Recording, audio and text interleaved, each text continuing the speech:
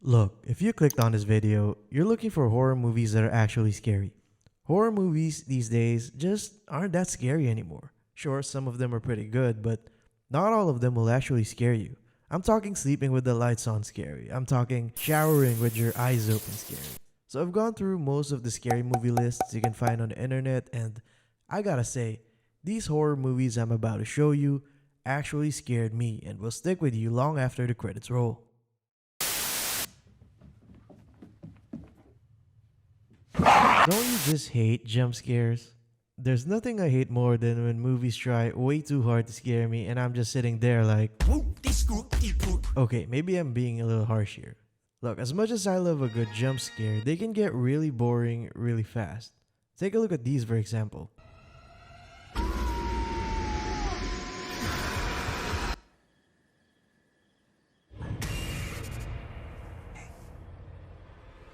They're great for a quick jolt, but it doesn't always quite work and doesn't really get you scared.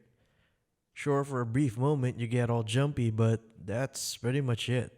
Lots of horror movies tend to rely on this trope to get easy scares, and people often associate getting shocked with getting scared. I mean, that ain't fear, you were just surprised. So you'd think that after years and years of jump scares, I'd still be fazed by what? Flickering lights and that screeching violin sound? Please. At this point, it's like when a comedian says, "Get it?" every time they make a joke. Jump scares are okay. They're great when used effectively, but having too much of them, though, is basically admitting the movie isn't scary enough on its own. But what if I told you that there's actually a movie so scary it only needed one masterfully executed jump scare?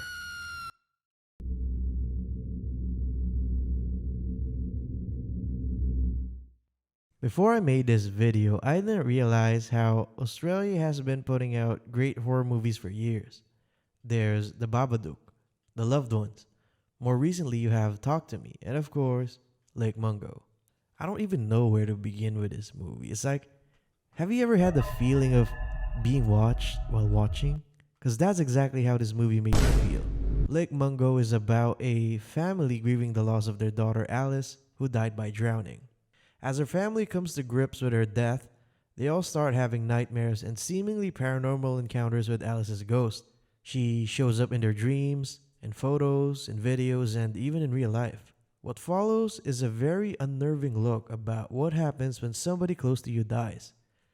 It's all told through a mockumentary format, which added a sense of claustrophobic realism, which in turn makes the whole thing even more unsettling. The plot unfolds in a way that makes its horror turn from something supernatural into something more psychological. Everything about his movie is very atmospheric, and the whole thing feels like a true crime documentary but with ghosts. I'm not gonna tell you where the jump scare is, but I will say that you might not see it coming. Because you know how jump scares build that tense anticipation, like before they pay it off with that big jump? Yeah, like the whole movie feels like it's one long jump scare build up. I don't want to give anything more away because this is a movie that you should definitely see for yourself. Haunted house movies are pretty hit or miss. They're a classic horror movie setting as old as the genre itself, and over the years we've seen tons of them come out. Some of them are pretty great, and let's be honest, some of them are straight up dog shit. James Wan has been at the forefront of the haunted house revival with movies like The Conjuring and Insidious. While these movies are great horror films and actually provide you with decent scares, they lack a certain factor that makes it hard for you to go to the bathroom in the middle of the night.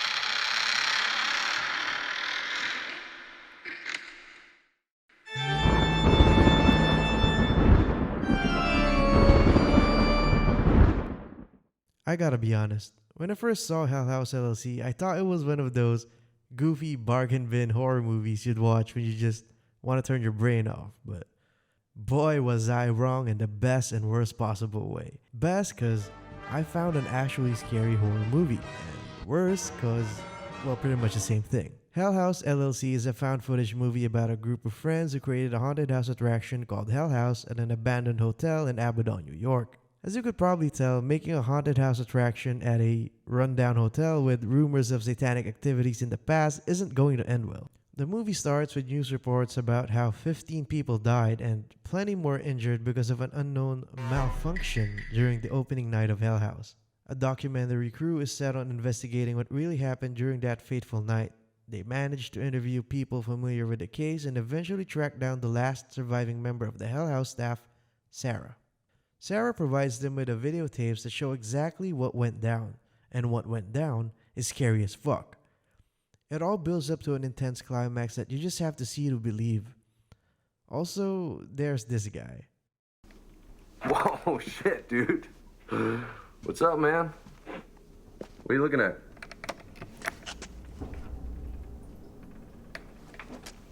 Holy fuck! Got me, man.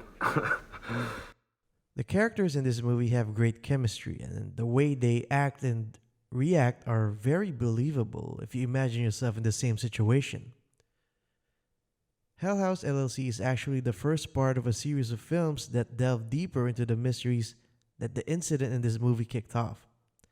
I'm honestly kinda cynical when it comes to found footage horror ever since the first Paranormal Activity blew up. Since then, there's been a slew of terrible movies made on a low budget that didn't exactly make the subgenre respectable. But it's a good thing movies like this exist to remind us all that hope isn't lost.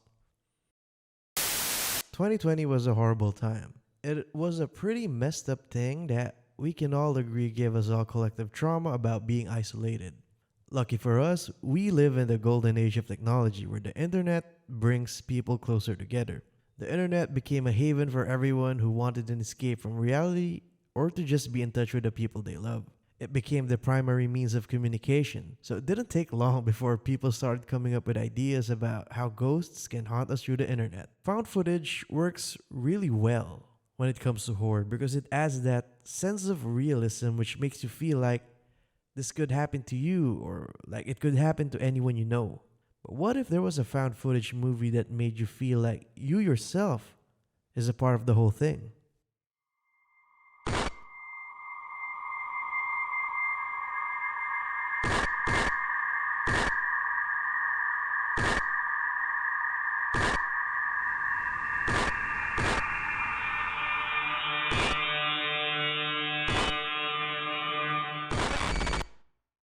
Okay, so I'm a sucker for techno horror because, like a lot of people my age, or just like a lot of people in general, I'm chronically online. I know there are tons of more problematic and actually scary stuff on the internet than ghosts, but this one still really bothers me.